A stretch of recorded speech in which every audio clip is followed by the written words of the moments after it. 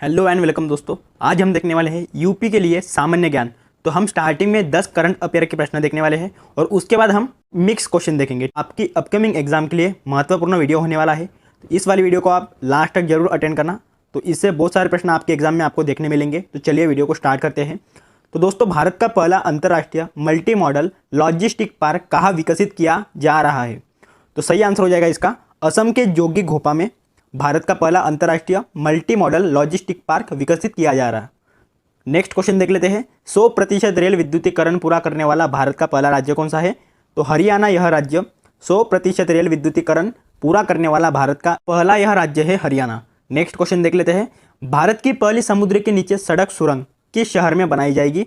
तो ये मुंबई में बनाई जाएगी। भारत की पहली समुद्र के नीचे सड़क सुरंग, तो ये महाराष्ट्र की राजधानी भी है मुंबई, तो ये आपने याद रखना है। नेक्स्ट क्वेश्चन देख लेते हैं।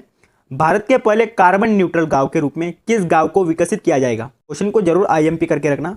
तो सही आंसर हो जाएगा इसका ऑप्शन डी, महाराष्ट्र का जो भिवंडी तालुका है ना, तो उसे पहले कार्बन न्यूट्रल गांव के रूप में विकसित किया जाएगा। नेक्स्ट क्वेश्चन देख लेते हैं। भारत का पहला खुले में स्वच्छ मुक्त ओडीएफ प्लस जिला कौन सा बना है? तो ये ओडीएफ प्लस जिला कौन सा बना है दोस्तों? तो सही आंसर है इसका केरल का जो वायनाड है, तो ये ओडीएफ प्लस जिला बना है भारत का पहला। नेक्स्ट क्वेश्चन देख लेते हैं। भारत का सबसे बड़ा टाइगर रिजर्व कहाँ बनाया जा रहा है? मध्य प्रदेश के दमोह में ये बनाया जा रहा है भारत का सबसे बड़ा टाइगर रिजर्व। नेक्स्ट क्वेश्चन देख लेते हैं। भारत का पहला made in India AI super cloud किस कंपनी ने लॉन्च किया है? तो ऑप्शन ए सही आंसर हो जाएगा न्यू क्लाउड, इस कंपनी ने ये लॉन्च किया है एआई सुपर क्लाउड नाम का। ठीक है, तो चलिए नेक्स्ट क्वेश्चन देख लेते हैं। भारत का पहला यूपीआई एटीएम किस कंपनी ने लॉन्च किया है? तो ये जापान की कंपनी है दोस्तों, हिताची, तो इन्होंने ये लॉन्च किया है यूपीआई एटीएम, तो इस कंपनी ने ये लॉन्च किया है भारत का पहला। ठीक है, नेक्स्ट क्वेश्चन देख लेते हैं। भारत का पहला डिजिटल साइंस पार्क कहाँ स्थापित किया जाएगा? तो सही आंसर है इसका ऑप्शन बी, केरल में यह स्थापित किया जाएगा भारत का पहला डिजिटल साइंस पार्क। तो इसे भी आईएमपी करके जरूर रखना इस वाले क्वेश्चन को, तो ये क्वेश्चन आपको एग्जाम में देखने मिल सकता है। तो चलिए नेक्स्ट क्वेश्चन देख लेते हैं। भारत का पहला संविधान साक्षर जिला कौन सा बना है? तो सही आंसर है इसका ऑप्शन बी, केरल का जो कोल्लम है, तो ये भारत का पहला संविधान साक्षर जिला बन चुका है। तो आइए नेक्स्ट क्वेश्चन देख लेते हैं। लोयस पठार कहाँ पर स्थित है? तो ये चाइना में स्थित है लोयस पठार। तो आइए देख लेते हैं एक्स्ट्रा पॉइंट के साथ। यह मध्य चीन में पिली नदी की वेई नदी घाटी के आसपास स्थित है ये लोयस पठार, और इसे चीनी सभ्यता का पालन माना जाता है और चीनी इतिहास में इसका बहुत महत्व है इस लोयस पठार का। तो नेक्स्ट क्वेश्चन देख लेते हैं दोस्तों। पाकिस्तान में थार रेगिस्तान से जुड़े रेगिस्तान को क्या कहा जाता है? तो ऑप्शन सी सही आंसर हो जाएगा चोलिस्तान कहा जाता है पाकिस्तान में थार रेगिस्तान से जुड़े रेगिस्तान को। तो आइए एक्स्ट्रा पॉइंट के साथ जान लेते हैं दोस्तों। पाकिस्तान की राजधानी हो जाएगी इस्लामाबाद, यहाँ की मुद्रा है पाकिस्तानी रुपया, और भारत और पाकिस्तान की भी सीमांकन रेखा को रेड क्लिप रेखा के रूप में जाना जाता है। तो ये कई बार एग्जाम में पूछा जाता है, भारत और पाकिस्तान के मध्य कौन सी रेखा है? तो रेड क्लिप रेखा है भारत और पाकिस्तान के मध्य, और यह 17 अगस्त 1947 को लागू हुई थी रेड क्लिप रेखा। तो आइए नेक्स्ट क्वेश्चन देख लेते हैं। किस नदी को चीन का शोक कहा जाता है? तो ऑप्शन ए सही आंसर हो जाएगा हांगयो नदी को चीन का शोक कहा जाता है। कौन सी नदी को? हांगहो नदी को कहा जाता है। ठीक है, तो आइए देख लेते हैं चीन के बारे में।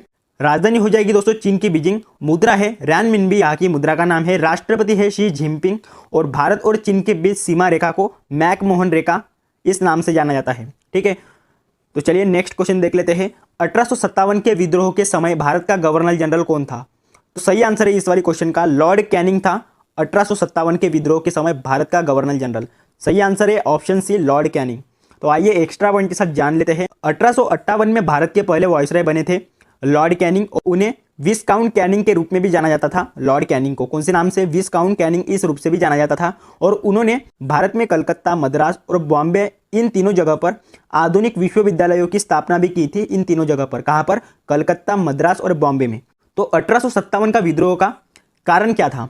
तो कारण देख लेते हैं दोस्तों, इनफील्ड राइफल, और सेकंड देख लेते हैं सब्सिडियरी अलायंस और डॉक्ट्रिन ऑफ लेब्स जैसी नीतियाँ, ये दूसरा कारण है। भारतीय उद्योग की बर्बादी, और चौथा कारण है भारी कराधान। तो ये 4 कारण हैं 1857 के विद्रोह के। तो आइए नेक्स्ट क्वेश्चन देख लेते हैं। किलिमंजारो पर्वत किस देश में स्थित है? तो ये तंजानिया इस देश में स्थित है किलिमंजारो पर्वत। आइए इसके ऊपर देख लेते हैं। इस किलिमंजारो को अफ्रीका के छत के नाम से भी जाना जाता है, और किलिमंजारो पर्वत पूर्वी अफ्रीका के तंजानिया में स्थित है। यह एवरेस्ट, एकांका गुहा और डेनाली के बाद 7 शिखरों में से एक शिखर है किलिमंजारो। यह अफ्रीका का सबसे ऊंचा पर्वत शिखर है। अगर आपको पूछी जाए कि इसकी अफ्रीका में कितना मीटर का है तो ये 5892 मीटर का है अफ्रीका में किलिमंजारो पर्वत। सबसे अधिक टेगा वन किस क्षेत्र में पाए जाते हैं? तो सही आंसर हो जाएगा इसका साइबेरिया में पाए जाते हैं सबसे अधिक टेगा वन। तो चलिए नेक्स्ट क्वेश्चन देख लेते हैं। State bank of India SBI का राष्ट्रीयकरण निम्न में से कब किया गया था? तो एसबीआई का राष्ट्रीयकरण किया गया था ऑप्शन सी 1 जुलाई 1955 में एसबीआई का राष्ट्रीयकरण किया गया था। तो ये डेट आपको जरूर याद रखनी है। सेबी की स्थापना कब की गई थी? तो सही आंसर हो जाएगा दोस्तों इसका ऑप्शन ए 1888 में सेबी की स्थापना की गई थी। तो ये भी आपने याद रखना है जरूर, इस वाली क्वेश्चन को भी आईएमपी करके रखना। सेबी का मुख्यालय मुंबई में बांद्रा कुर्ला कॉम्प्लेक्स में स्थित है सेबी का मुख्यालय, और सेबी के क्षेत्रीय कार्यालय जैसे कि अहमदाबाद, कलकत्ता, चेन्नई और दिल्ली में स्थित है इसके क्षेत्रीय कार्यालय। तो आइए नेक्स्ट क्वेश्चन देख लेते हैं। तमिलनाडु व आंध्र प्रदेश के तट का क्या नाम है? तो इस तट का नाम है ऑप्शन ए कोरोमंडल नाम है इस तट का। तो आइए देख लेते हैं और भी कुछ तट, जैसे कि कोकण तट महाराष्ट्र, गोवा और कर्नाटक की कोकण तट है, मालाबार तट कर्नाटक और केरल की, कोरोमंडल तट तमिलनाडु और आंध्र प्रदेश, और उत्कल तट ओडिशा की है। तो ये चारों भी तट आपको याद रखना है। तो इसके बाद का हम क्वेश्चन देख लेते हैं। मुगल वंश के संस्थापक कौन था? तो बाबर थे दोस्तों मुगल वंश के संस्थापक। तो आइए एक्स्ट्रा पॉइंट के साथ जान लेते हैं। मुगल साम्राज्य की स्थापना बाबर ने ईस्वीसन 1526 में की थी, और उन्होंने ईस्वीसन 1526 से ईस्वीसन 1530 तक भारत पर शासन किया था बाबर ने। एक मध्य एशियाई शासक था ये बाबर, जो तुर्क मंगोल मूल का था ये बाबर। ठीक है, तो आइए नेक्स्ट क्वेश्चन देख लेते हैं। कुतुबशाही वंश की स्थापना किसने की थी? तो कुली कुतुब शाह ने की थी कुतुबशाही वंश की स्थापना। कुतुबशाही वंश ने ईस्वीसन 1518 से ईस्वीसन 1687 तक शासन किया है कुतुबशाही वंश ने। तो आइए नेक्स्ट क्वेश्चन देख लेते हैं। किस वर्ष उत्तरांचल उत्तर प्रदेश से अलग हुआ था? तो सही आंसर है इसका 8 नवंबर 2000 में ये उत्तरांचल उत्तर प्रदेश से अलग हुआ था। तो आइए नेक्स्ट क्वेश्चन देख लेते हैं। खलीमा जल विद्युत केंद्र किस नहर पर स्थित है? तो ये ऑप्शन बी शारदा नहर पर स्थित है खलीमा जल विद्युत केंद्र। आइए नेक्स्ट क्वेश्चन देख लेते हैं। गुजरात का प्रसिद्ध द्वारकाधीश मंदिर किस नदी के किनारे स्थित है? तो इस वाली क्वेश्चन का सही आंसर हो जाएगा ऑप्शन बी गोमती नदी के किनारे स्थित है गुजरात का प्रसिद्ध मंदिर द्वारकाधीश मंदिर। तो नेक्स्ट क्वेश्चन देख लेते हैं। केदारनाथ ज्योतिर्लिंग जो कि उत्तराखंड में स्थित है, तो ये किस नदी के किनारे स्थित है केदारनाथ? तो सही आंसर हो जाएगा इस वाली क्वेश्चन का मंदाकिनी नदी के निकट पर ये स्थित है केदारनाथ ज्योतिर्लिंग। तो ये भी आपने याद रखना है। तो आइए नेक्स्ट क्वेश्चन देख लेते हैं। बद्रीनाथ मंदिर जो कि उत्तराखंड इस राज्य में स्थित है, तो ये किस नदी के किनारे स्थित है? तो इस वाली क्वेश्चन का सही आंसर हो जाएगा ऑप्शन सी अलकनंदा इस नदी के किनारे स्थित है बद्रीनाथ मंदिर, जो कि उत्तराखंड इस राज्य में स्थित है।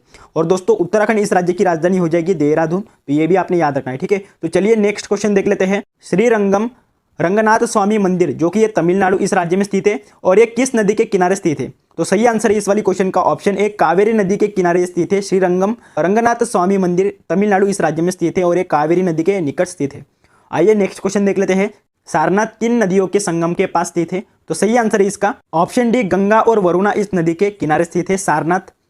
तो आइए नेक्स्ट क्वेश्चन देख लेते हैं दोस्तों। महाकालेश्वर ज्योतिर्लिंग जो कि ये मध्य प्रदेश में स्थित है उज्जैन में, ये किस नदी के किनारे स्थित है?